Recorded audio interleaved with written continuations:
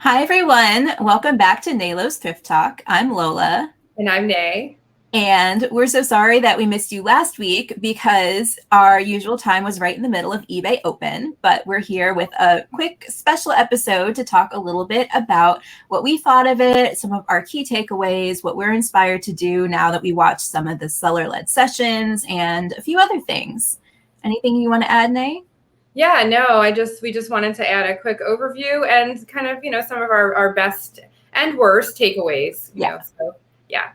So I think, so first of all, just getting into it. So on day one, I did have some tech issues. So I kept getting, I think it was a bad gateway or bad domain error. And I just couldn't get in. And then when I did finally get in, it dropped me out. And so I had a lot of, and other people were also having tech issues. It wasn't just me, it was on eBay's end. So the issue is on that day, they did the category breakouts, which the category sessions, they had one for collectibles, which I did touch on that a little bit, and it was mostly just trading cards. I know people were disappointed because they wanted to hear more about other things. Yeah, they mentioned that in another session even. So it's interesting to hear them give that or get that feedback and respond to it like right away. Yes.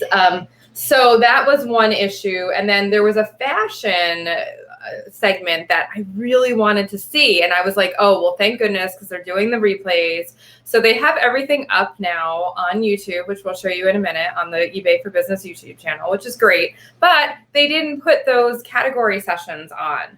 So the things that people were having technical issues, myself included, that day, are the things that are not available in the replay. Now, I did reach out to eBay Business. I'll see if they answer me to see if they're going to put those up or if they will be available. Maybe they'll become available. But right now, I looked all over the YouTube site, and they're nowhere to be found. So. Yeah, and that was so I actually only watched it on YouTube. I wasn't able to attend any of the live sessions. So I haven't seen those same sessions that you missed, unfortunately. So we're still both looking forward to them. But I was really thankful that everything was available to watch after the fact because I happened to be on a family vacation and I wanted to spend time with my family instead of watching, as much as I wanted to see it. But it worked out perfectly. It was best of both worlds. Yep. And I watched it over the weekend when I got back and then earlier this week. So I really loved the format, and like we were saying earlier, like it's free, so exactly. It's a great resource. Everyone can attend because you can watch it from everywhere at any time, and you don't have to pay anything for it. So that was nice. So there was no reason not to take advantage of it because of the fact that it was free. I know for the first 5,000 registrants, they did give away some swag. I was not one of those people by fault. You snooze, you lose.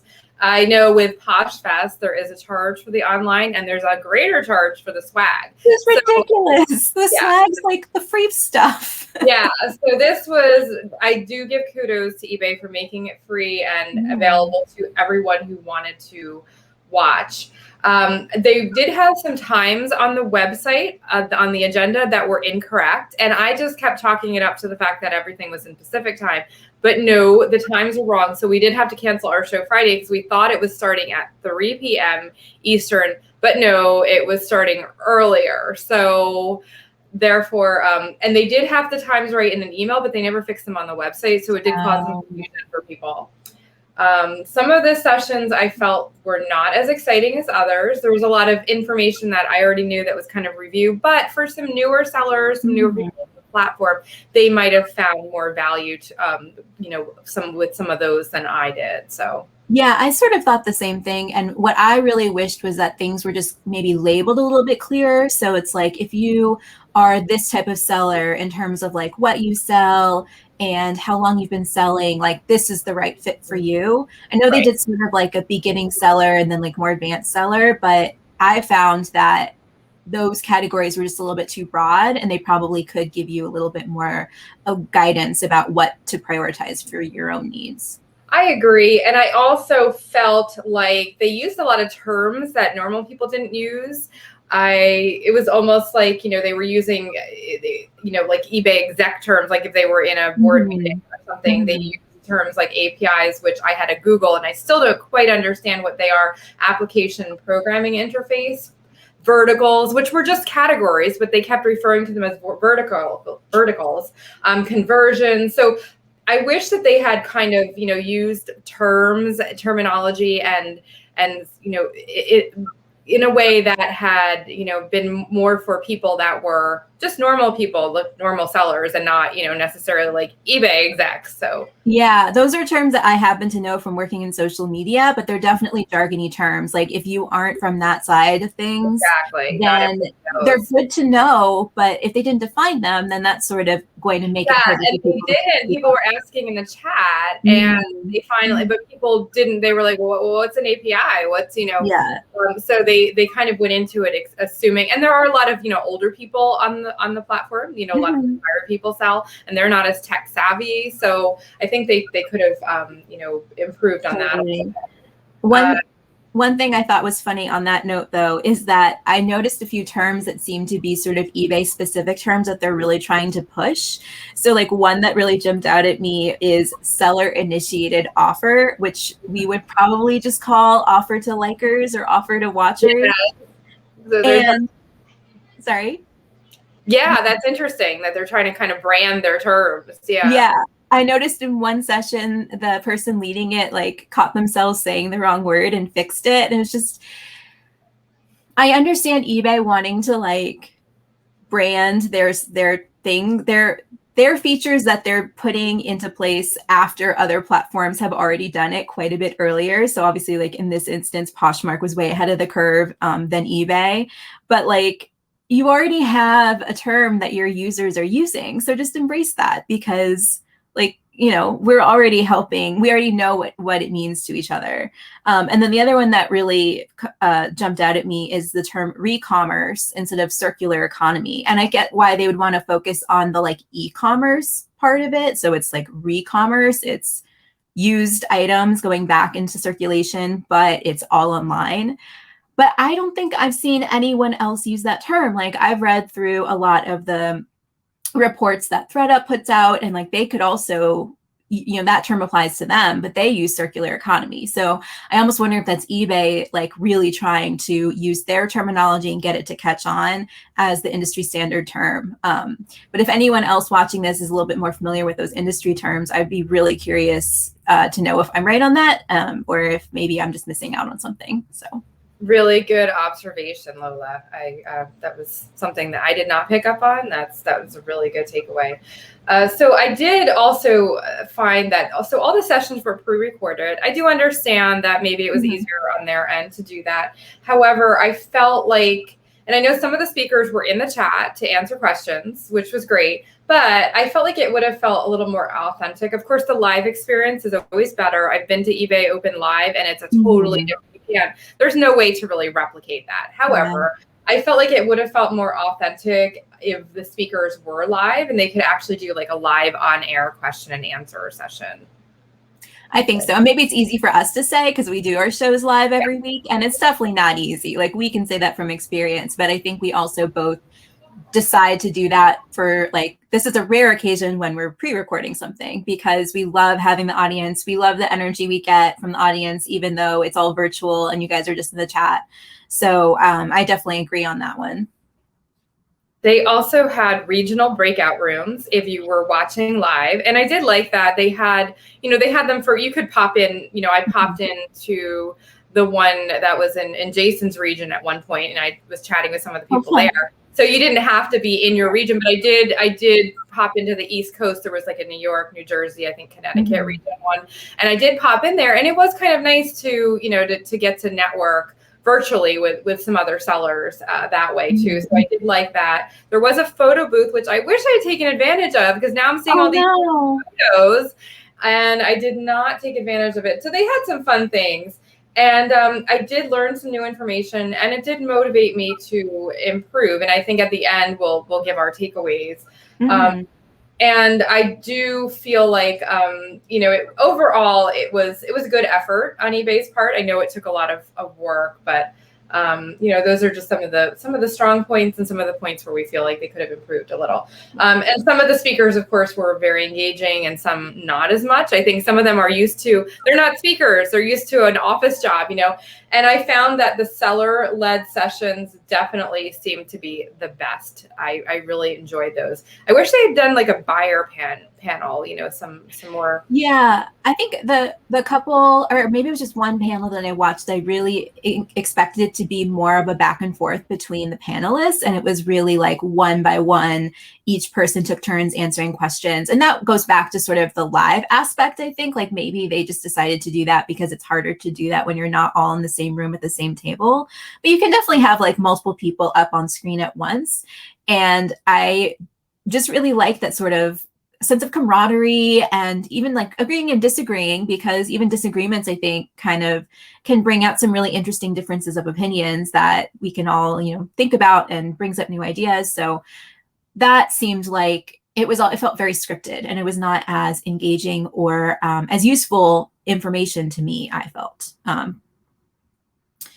But that was sort of minor. There were so many great seller-led sessions that I really appreciated. And we could maybe talk about some of those, Nay. Sure.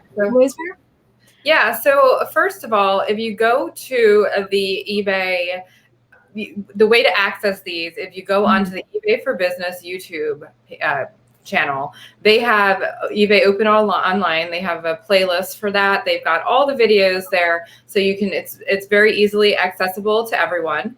So you can go right there to find them. And then on the right there, you'll see the different panels. So the blue ones were the seller-led panels, which I did find a lot of value out of. Not, you know, and there was some value out of some of the other ones as well. Now, they did say that the sessions for the categories were in the resources on the during the event. So I probably could have accessed them during the event, but I didn't realize that until after, and now they're gone and they're not on YouTube. So hopefully, I said I was really counting on what was going to be on YouTube. So I wish I had known. I would have like snuck in, like watched it in the middle of the night or something. But I really thought it was going to be there for me later. So I'm bummed. Yeah. So here is what the seller. So these are some of the seller-led ones that I did, you know, and like I said, I really felt like they had the most value in them. So if you watch I would recommend to watch the look back and forward with the CEO, because they did have some interesting things, you know, nothing really earth-shattering, but it seems like they're catching up with the times. They are going to have an easy way to add videos to the listing finally, because now you have to embed it and you know, reroute it to YouTube, whereas other platforms like Depop, it's super easy. And that should be something that's integrated, especially when, you know, you have things that light up or talk or whatever to easily show a video. So, and then they are also going to have better seller protections, especially on returns, which is good. They are going to have also eliminate the UPIs and the unpaid items, and make everything buy it now or offer, pay up front. All users will have to put in credit card information to pay. And by 2022, they're saying that will also be fixed on auctions, which is a godsend, because I do have a lot of UPIs, a lot of not, you know, and it ties up your item. And, you know, so that is something it's really an archaic thing. There's no other platform that. And it allows for your competitors to potentially bid and never intend to pay, which I'm sure is not something that happens often, but it's definitely something I've heard of happening. So there's a lot of reasons right now why I think sellers understandably avoid auctions that are going to be, at least for me, removed when that's fixed. So I would consider listing more things as auctions after that's fixed. Yeah, so I would definitely recommend watching that, because there are some good takeaways. And they are going to also, this is the fashion. I have one screen capture from the fashion segment, and these were some interesting numbers. So they are talking a lot now, a lot more, I noticed in a couple sessions, about vintage, about pre-owned, about sustainability, and so it says 40% of their customers are Gen Z. So they are catering more towards the younger generation, which wants pre-owned, they want vintage, they're concerned about the environment and sustainability. So they are I feel like they're going back to their roots a little bit and kind of pushing the vintage and the pre-owned, which I really do like. Yeah, that's super exciting. And I do think that they're really seeing the success of other platforms like Depop, and recognizing that if they don't change and if they don't shift their marketing, if they don't update their the features, and like the CEO said in his segment, really kind of putting emphasis back on the seller, they're going to lose a lot of us to other platforms, just like you and I have started cross-listing and putting more of our energy into Depop that we used to put into eBay. Mm-hmm. So, I think that they're really being smart about this, and potentially, we have to wait and see how this all plays out. They have the right ideas, and if they make the right changes, then I could see myself putting more energy back into eBay. I agree. I think for a while they were trying to rebrand themselves to be more akin to Amazon, where everything is new and there's a lot of, goods from China and mass-produced items. And now I think they're rethinking that and going back to the roots. Yes. So that seems like a good thing, especially for sellers like us who, yeah. There is a grants program. They did do it last year. I wasn't even aware of it, but they are awarding $10K to, I think it's 50 recipients. You can apply. There's information right up there on the YouTube channel. And you have to have your application in by September 3rd. I have not applied yet. I'm going to look into it. I don't know what's required, but that's enough time. Yeah, just for a heads up, I think that's a really great thing that they're doing. And I did find that this was interesting. So this was in the next level, increasing conversion with on-site marketing strategies. They talked about the 2020 holiday, and Q4 is coming up. So they did like a little review of what sold then. And then they also had a holiday 2021 little synopsis on what they think looks like the trends are going to be, what's going to be selling, what's going to be going strong. So that would be something that you should probably look into. Yeah, and I noticed, I think it was a different session, but they did mention that what they're anticipating this year is that people will be shopping early because of all of the delays that happened last year. So it sounds like, now is the time even. It feels a little bit early, but this is the time to think ahead. This is the time to get the right inventory, to get it organized and photographed and ready to go, up and listed. So like, I feel like I just put away all of my sweaters and like winter clothes and stuff, yes. But I start pulling that out already, making sure it's listed for holiday parties and things like that. I agree. So they did have, I would suggest there was a Philip Jackson who did a photo session, and that was another seller-led session. There were some really great tips. He did talk about branding your photos, consistency throughout, and that kind of motivated me to do more of that because my photos don't all, when I lived in Philly, I had like the same brick background. They are saying like white is better for Google, and all, but I had now like my photos are kind of inconsistent, and I'm trying to make them more consistent. So that kind of motivated me to do that. This was a good takeaway. So he was saying that of course, when you have permission, to use a stock image with a new item, he was saying instead of having it look like all of the other items, all the other stock photos on the page, angle your stock image, crop it a little differently, flip it, so that it looks a little bit different than all the others, so that the user's eye is drawn to yours. Yeah, I think both of us independently had felt like this was one of the top sessions that we watched. So It would definitely be a pick for both of us. Yes, really helpful. Yes. And then this was Grow Your Business and Build Your Brand with eBay Stores. This was an eBay employee who presented this. And I do have to say that they are making some positive changes on storefronts and store presence on the item itself. And I love branding. So they are going to put, your store branding, your stats, your feedback, a little bit about you right on the item. So that is a good thing. They're going to make it more accessible to the users. And that sort of feels like another takeaway from, say, Depop, where you have a little bit more of a social media-esque profile, as well as Poshmark, really. Yeah.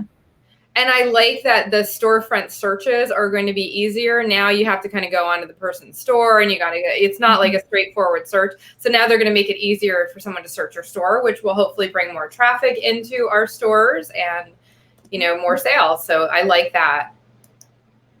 And I did find that as far as the listing, this is creating the perfect listing. Her name is Shani Lightfoot. She's also an eBay employee who presented this. And a lot of it, was kind of, common knowledge to us, maybe not to some newer, less seasoned sellers, but it did make me want to go through my listings and kind of, revamp some and think about making my listings more professional and really upping the level too.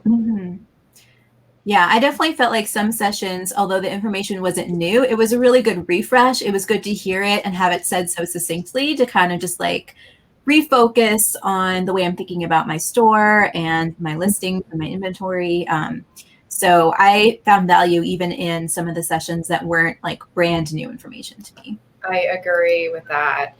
And this was a great one. So her name is Jessica Oman, and it was seller-led session, turning your eBay side hustle into a full-time income. I would highly recommend watching that. She is a thrifting board member. But she was a great presenter, and she really talked about turning your time into actual dollars and not undervaluing your time. You know, your time is money too, and paying yourself and growing your business in the process. She was very motivational. I really got a lot of value out of that session. Totally agreed. I really loved her session. And as far as branding, of course, you know, I'm a graphic designer, so I am big on branding. They really did talk a lot about it, and I like that they were talking about, you know, consistency throughout your brand, adding that professional touch, having your store banner and your logo and everything listing, also having a URL, like a landing page. And this is something that I should have done a long time ago, being a graphic designer, just haven't, you know, had the chance to take care of myself. This is something that I'm going to do. You know, I'm going to actually, you know, have my own URL and a landing page that will go to eBay and all of my other online platforms. So I do like that idea. And consistent branding is important. And of course, I do offer these packages for online sellers. These are special offers. They're very discounted. So if you can go, I am NS Designs on Facebook. I do have a Facebook business page. And of course, I can do things a la carte and kind of cater, you know, these packages, kind of custom build them too. So if you're interested in taking your store, your business to the next level and having a nice branded look and design, you can definitely reach out to me for that. And as far as the returns, this was something that I did not know existed. So they seem to be pushing free returns now more than free shipping. But I really don't have that big of an issue with it because they have this wonderful little return calculator. If you scroll down on this page that I did not know, let's keep scrolling. It's all the way at the bottom. But it's great because it has a lot of information. Here is the returns calculator way down at the bottom of this page. But they have, it's really great because it will, you can track your number of transactions, your number of returns, and the total cost of returns, and find out how much you need to add to each item to cover your returns. So I know Craig and Rick were talking about it on their show on Tuesday night, Two Dogs Digs, Craig and Rick. So they were saying that for them, they would have to add, I think, 32 cents to each listing, and it would cover the returns like for the year. Well, and that's such a small amount too. Like that makes it sound so much less scary to have to, you know, be prepared for a return. So, well, that's what they were saying. Instead of thinking of, you know, eating the shipping, like, oh my gosh, this is a $15 return. Oh, it's a 32-cent return. So that is a good way to look at it. Mm-hmm. Yeah, that's helpful. That's super helpful. Yeah, so definitely check out this tool. I can put the link in when we do in the description to get to this page. I did not know this tool existed, so that was a great thing that I learned. And I guess, do you have so what are your takeaways, Lola, for? Yeah, so I think my biggest takeaway, what I already mentioned, is to start getting ready for the holidays now. Which was something that was a little surprising to me, but makes complete sense when you watch the session and, you know, hear about what people kind of learned from last holiday season. And you already talked about branding, but that was a really big takeaway for me too, just to say, I want to be a little bit more professional about my store. I want to be a little bit more professional about the way I present all of my inventory. And one thing that I have mentioned in episodes past that I'm sort of feeling newly like motivated about is to try and maybe focus down on what my inventory is, to focus on one or two areas of expertise that I have and really sell those items specifically, because I was really inspired watching some of the different sessions that were highlighting different sellers, and I noticed a lot of them that seemed the most successful were really very focused on their inventory. And as much as I love going thrifting and, you know, learning about things that are outside my comfort zone and taking a chance on things that, you know, I hunch about, that's like one of the things that we both love about the thrill of the hunt. But I have felt like where I live now, that's a harder thing to do already. And so I have to kind of readjust my strategy anyway.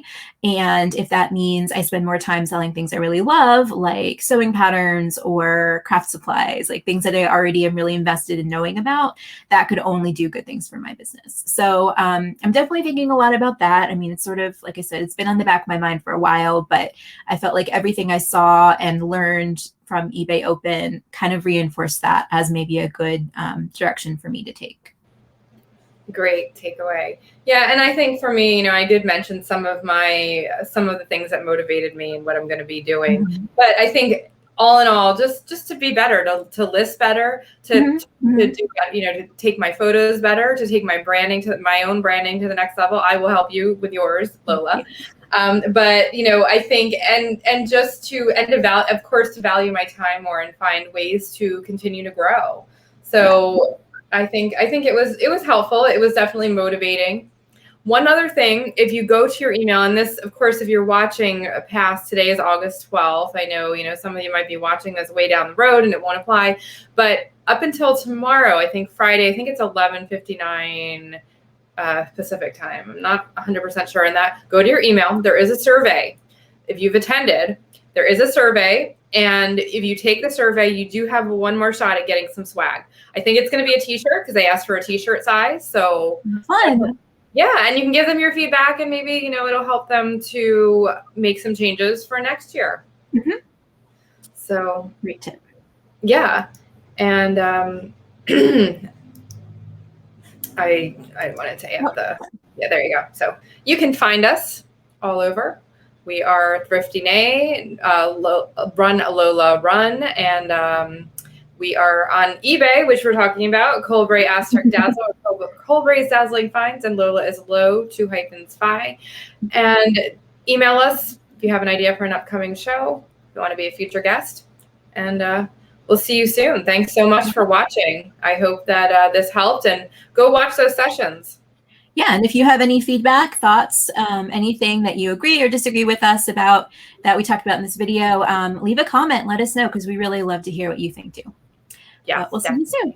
Thank you. Bye.